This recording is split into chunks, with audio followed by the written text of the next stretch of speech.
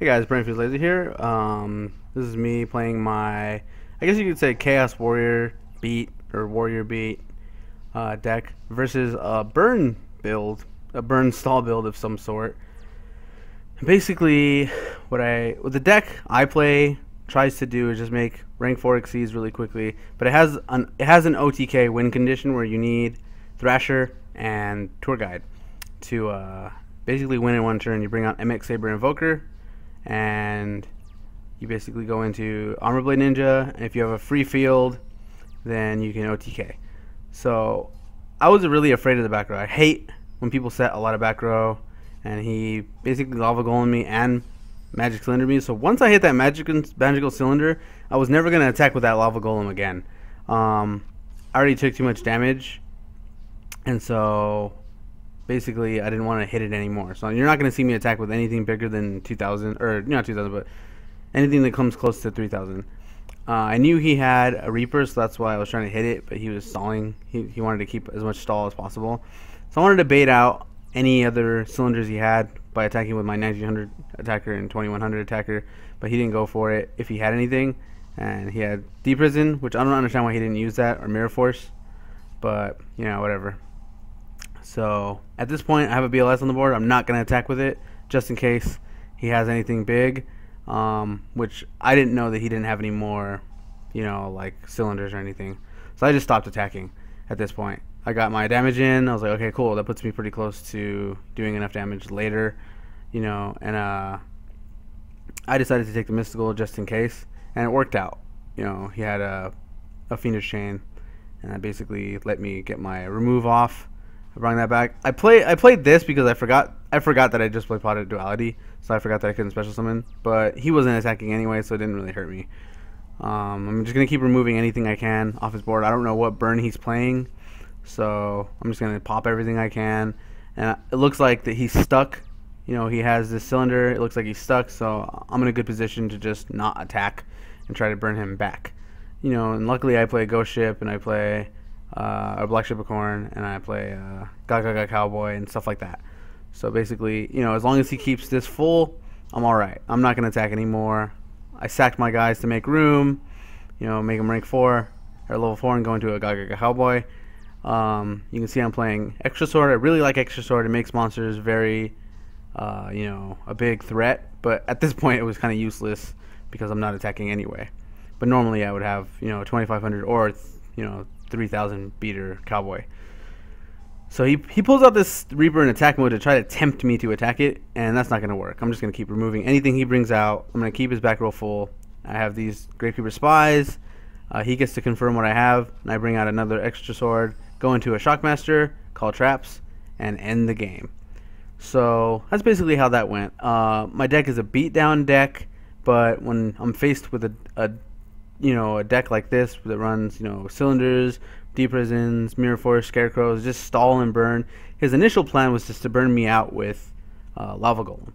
And luckily, Tragodia can be sacked for, Gores can be sacked for, you know, things like that. He played Morphine Jar, so it gave me some new options. I don't think I'm playing any Synchros in this build. I will go over the deck profile in a second. Basically, I want to talk about the duel first. In this situation, I was lucky to have gotten BLS. BLS was pretty much the reason I won this game because it allowed me to clear his board out slowly. I didn't have to attack. BLS can just take those monsters out. And you know, unfortunately, in real life, I don't have a BLS. I have everything else in this deck but a BLS. So if I were to ever run into the situation in real life, I wouldn't be able to do the things I did in this game. But you know, hopefully soon I will be getting one. So let's go into a deck profile. Okay, and here we are in the deck profile. So basically I run 1 Gores, 2 Trag, 1 BLS, 1 Sorcerer, 2 Summoner Monks, just 2 Tour Guides, nothing else, a Stratos, 3 Thrashers, 3 Extra Swords, 3 Alias, 3 Great Creeper Spies, 2 Necrogardenas, 2 Veilers, and that's my monster lineup. That's in the main deck. And then my spell and trap lineup are the 3 staples, Monster Heavy, Dark Hole, 2 Dualities, 1 Pot of Avarice, 1 Allure of Darkness, 1 Rhoda, 3 MSTs, 1 Warning, 1 Torrential, 1 Mirror Force, and 1 Call. And my extra deck is one Leviar, one Giga Brilliant, two MX Saber Invokers, just in case he gets, bottomless or something. Gemini Pearl, Violent Sigma, Utopia. There should be two Shockmasters, Cowboy, Popple Operative, Maestroke, Blackhorn, not extra, sorry, Blade Armor Ninja, and Akachi Koji. These aren't really in the side for reals. These are here just in case I want to switch a rank 3 out. But I'm pretty happy with what I have in here. It's been performing pretty well. And basically, I always run two Shockmasters. It's just like, there isn't any reason not to. When the new tin comes out on Friday, basically I will probably be replacing maybe Gemini Pearl or Utopia with Palladius, Photon Palladius, because he's just a better option for this deck.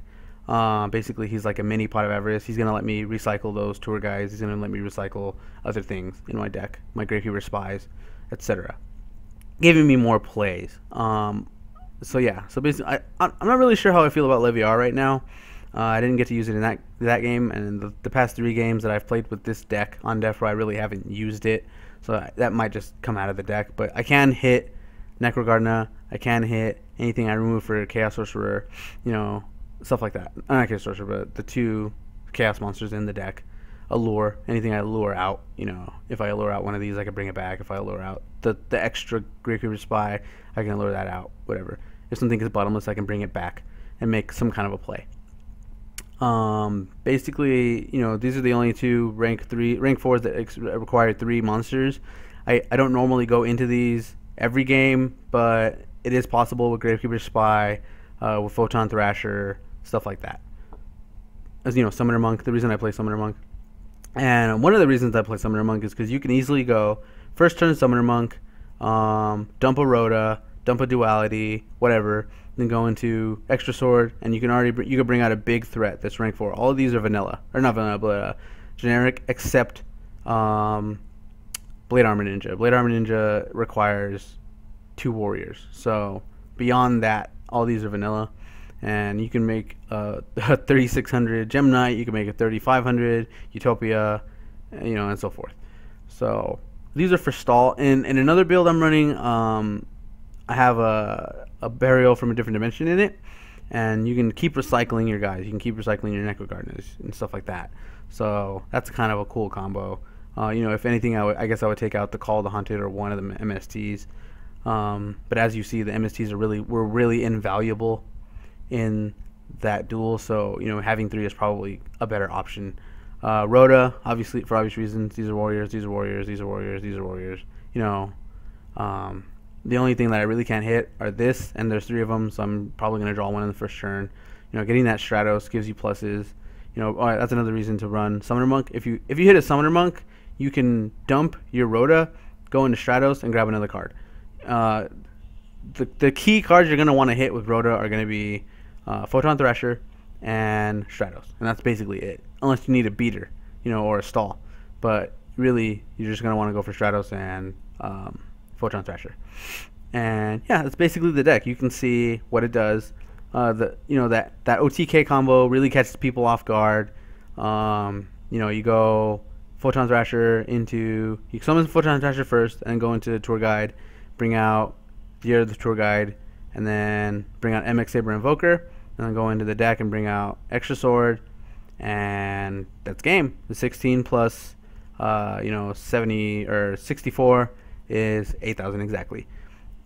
So that's a lot of damage just to try to mitigate. Unless they got a Gores, which you would attack with the Invoker first, and then you would attack with your 3200 attacker again. They bring out their Gores. You kill their Gores, and then hopefully you can set up to where that token isn't too big of a threat.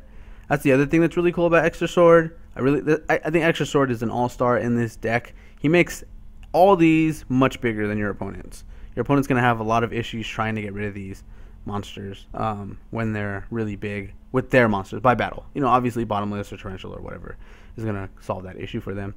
But a Black Corn ship can pretty much pop anything. I was playing Galactic God the other day, and I popped his Utopia with my Black Horn chip because he was 31 and not 25.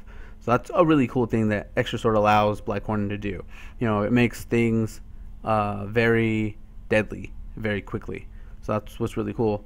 I really like duality in the deck. You know, I have a lot of monsters that I'm just gonna normal summon anyway. So, you know, I can normal summon Alias, I can normal summon Stratos, I can set this, I can set that. You know, you just want to hold on, not rush too quickly. I will be putting out more duels with this deck to show you just what it can do. And yeah, so in the comment section, let me know what you think about this deck. I don't know if this deck has been built by anybody else. It's kind of a variant of Monster Mash that I used to play, but not really. It has a lot of spells in it, and Monster Mash, you know, didn't run this many spells. I think it only ran Monsterborn, Heavy Dark Hole, and then Pot of Avarice, and then I think one Treacherous Trap Hole or something like that. But anyway, yeah, this is a really fun deck. It's really fun. It kind of reminds me of Chaos Ninjas, but not as versatile. Chaos Ninjas has a lot of digging power, so you know, I guess if there was any deck to compare it to, that would be it. But yeah, just let me know what you think of this build. I really like this deck. It's fun to play. You know, and hit the like and subscribe button to see when I put any videos. And thanks for watching.